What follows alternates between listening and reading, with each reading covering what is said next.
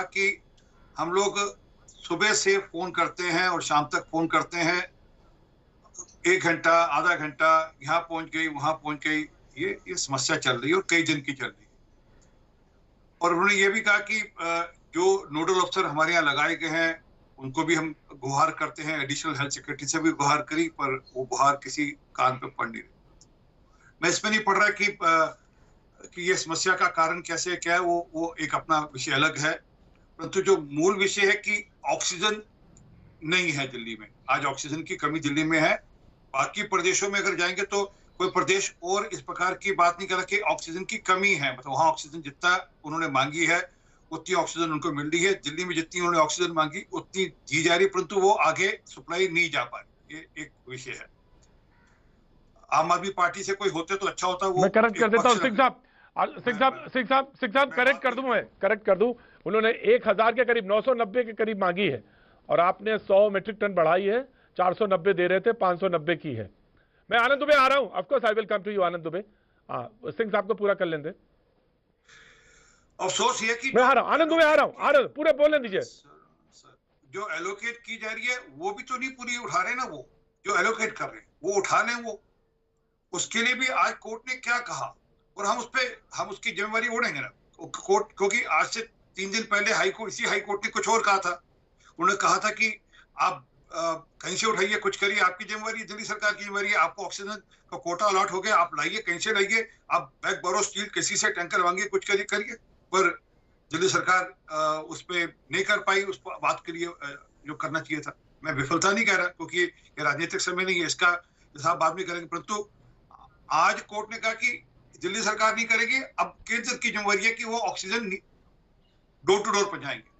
तो दिल्ली सरकार ने हाथ खड़े कर दिए, हमारे पास नहीं है ना, हम टैंकर कर सकते, कुछ कर सकते, हमने तैयारी नहीं करी, अब केंद्र सरकार करे। केंद्र सरकार ने टैंकर एलोकेट किए हैं। अब दिल्ली सरकार तक वो कोशिश करेगी कि अब कहा है तो उसको हम करेंगे कि हम 590 मीट्रिक टन ऑक्सीजन पहुंचे, उसके बाद फिर शॉर्ट रहेगी तो और ऑक्सीजन देंगे। परंतु ये 590 मीट्रिक टन अब नीचे डिलीवर हो, इसकी चिंता भी केंद्र सरकार को करनी पड़ेगी, क्योंकि दिल्ली सरकार ने हाथ खड़े कर दिए। पीछे तो हाईकोर्ट ने यह भी कहा था कि हमको अल्टरनेटिव सोचना पड़ेगा दिल्ली सरकार के बारे में कि दिल्ली में सरकार की जगह कुछ और ऑप्शन सोचनी पड़ेगी, और हम उसमें जाना नहीं चाहते। मैं आ रहा हूं सिंह साहब, आ रहा हूं, एक कॉलर है हमारे साथ। सिंह साहब मैं आ रहा हूं, सिंह साहब मैं आ रहा हूं, आपको I will come to you, आ रहा हूं। सिंह साहब आपको टाइम दे दूंगा, लेकिन कुछ चीजें आपने जो तथ्य हैं वो गलत रखे, उन तथ्यों को बिल्कुल ठीक किया जाना चाहिए, क्योंकि आप दोनों की लड़ाई में 490 को वो पहुंचा नहीं पा रहे हैं। इसमें आदमी मर जाए तो शर्म से, मतलब इससे ज्यादा शर्मनाक कोई बात नहीं हो सकती, इससे ज्यादा शर्मनाक कोई बात नहीं हो सकती कि आप कह रहे हैं मैंने 490 पहुंचा रहा हूं और उसके बाद ये राज्य सरकार कहे कि मैंने 1000 मांगा है और उसके बाद 8 मर जाए, 12 मर जाए। ये तथ्य जो है ये किसी के गले से नहीं नीचे उतरेगा। सिंह साहब माफ करिएगा, आपने भी पत्रकारिता की है। बिल्कुल मैं बिल्कुल इस तथ्य को नहीं लूंगा, इस तथ्य को बिल्कुल नहीं लूंगा। नहीं, मैं बिल्कुल आरोप लगा रहा हूं। आप इसको आरोप माने तो मान लीजिए, इसको आप आरोप माने तो मान लीजिए। आनंद दुबे मैं आ रहा हूं सिंह साहब, I will give you time. Sir, Anand Dubey सबसे पहले तो आज जो दिल्ली में जो घटना घटी है बहुत ही दुर्भाग्यपूर्ण है। किसी भी राज्य में ऐसी घटना नहीं होनी चाहिए। लेकिन उससे भी दुर्भाग्यपूर्ण ये है कि जब किसी गांव का एक मुखिया, एक प्रधान होता है तो उसकी जिम्मेदारी होती है गांव की रक्षा करना। आज हमारे गांव के मुखिया भारत के प्रधानमंत्री हैं। भारत के जो मुखिया हैं वो प्रधानमंत्री जी हैं। हर जगह आकर भाषण में सिर्फ वो यही कहते हैं कि अगर कुछ भी अच्छा काम हो रहा है तो मैं कर रहा हूं, लेकिन जहां भी कुछ गलत होता है, जहां भी कोई कमी रह जाती है, वो बिल्कुल ये मानने को तैयार नहीं होते हैं कि मेरी वजह से या मेरी टीम की वजह से ये गलती हो रही है। पहली बात। दूसरी बात कि राज्यों को इल्जाम लगाना पड़ेगा। सुनिए पहले ध्यान से, मुझे समय दीजिए। दूसरी बात कि जब केंद्र और राज्य के बीच में यदि समन्वय नहीं होगा, राज्य यदि कुछ मांगेगा और केंद्र के हाथ में रहते हुए भी अगर वो राज्यों को नहीं मिलेगा तो राज्य लाचार हो जाएगा। आज वही दिल्ली के साथ हो रहा है, वही महाराष्ट्र के साथ हो रहा है, वही छत्तीसगढ़ के साथ हो रहा है, वही राजस्थान के साथ हो रहा है। जहां जहां गैर भाजपाई सरकारें हैं वहां केंद्र से मदद नहीं मिल रही है, ना के बराबर है। आनंद दुबे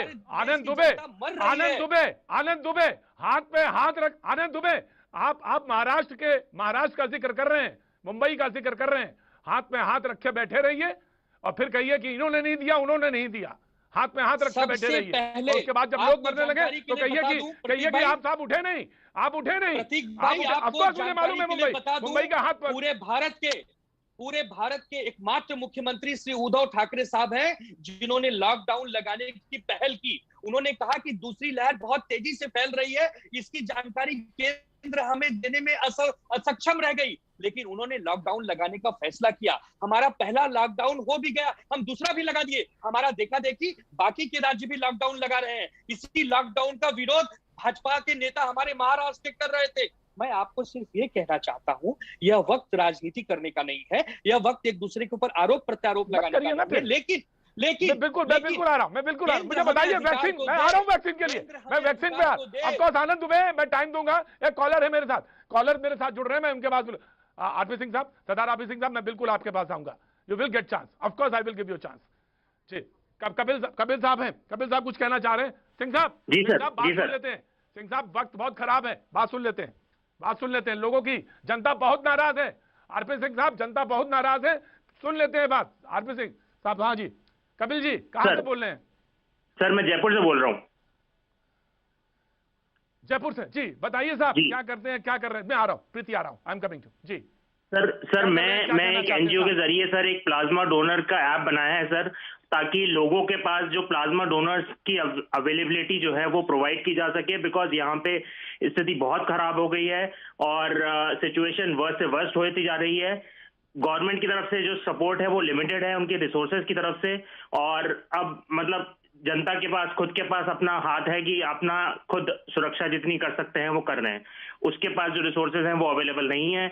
इसलिए हम चाह रहे हैं कि हमारी पहल के थ्रू ताकि प्लाज्मा डोनर्स जो हैं वो अपने आए आगे, अपना डोनेशन के लिए अपनी अवेलेबिलिटी जाहिर करें, ताकि लोगों तक उनका प्लाज्मा जो है पहुंचाया जा सके और रिकवरी रेट जो है ज्यादा से ज्यादा बढ़ी। का नाम क्या है कपिल जी, आपके ऐप का क्या नाम है? मैं जानना चाहता हूं, देश जानना चाहेगा। आपका क्या है, कहाँ पे? जयपुर में अलक्ष नाम है। मैं इनसे आपकी तरफ से ये अपील करना चाहूंगा कि बहुत सारे लोग जो हैं प्लाज्मा डोनर्स के तौर पे मैं आगे आएं और आगे बढ़ के काम को निपटाएं और जुड़ें, जिससे कि जैसा काम ये कर रहे हैं खासतौर से कपिल और उनकी टीम, उसमें बहुत सारे लोग जुड़ सकते हैं। इसमें एक बहुत अच्छा कार्य ये हो सकता है। मैं हमारे साथ डॉक्टर भी जुड़े हैं, मैं आपका जरूर सुझाव आगे लेके जाएंगे, बातचीत के सिलसिले में आगे जोड़ूंगा कपिल आपकी बात को। लेकिन प्रीति कुछ कहना चाह रही थी। जी प्रीति, वेरी क्विकली, मैं आरपी सिंह साहब के पास आऊंगा।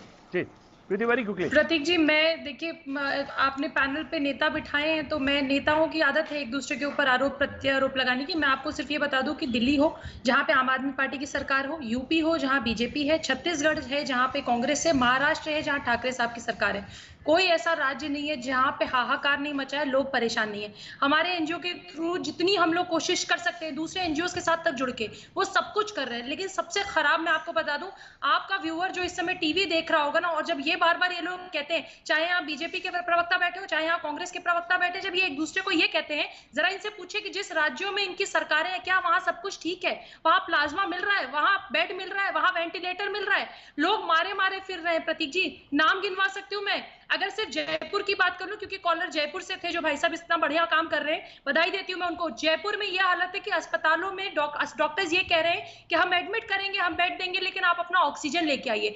मतलब टोंक राजस्थान में ये हालत है, जयपुर में हालत है, दिल्ली में है, यूपी में है, लखनऊ में है, महाराष्ट्र में, हर जगह बुरी हालत है। जनता इतने क्रोध में है, इतने गुस्से